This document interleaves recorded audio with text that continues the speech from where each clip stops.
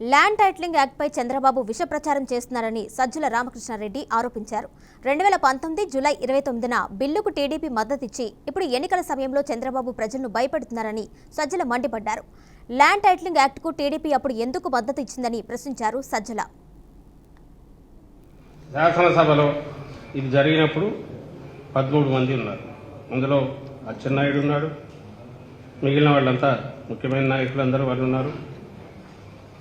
And కౌన్సిల్లో వచ్చినప్పుడు నారా లోకేష్ ఉన్నాడు, మిగిలిన నాయకులు ఉన్నారు, వీళ్ళందరూ దాంట్లో ఉన్నారు. ఇది పూర్తిగా శాసనసభ ప్రతిపక్షం ఆమోదించి మీరే విన్నారు. ఇది చాలా టైం కొంత పట్టొచ్చు, దీనికి ముందు చేయాల్సినవి సమస్యలతో కూడినది అని. ఎస్, అందుకోసమే జగన్మోహన్ రెడ్డి గారి ప్రభుత్వం భూ సమగ్ర సర్వే చేపట్టింది. భూ సమగ్ర సర్వే అంతా జరిగి, ఎందుకంటే only documents land titling act తెచ్చితే ఉపయోగం ఉండదు.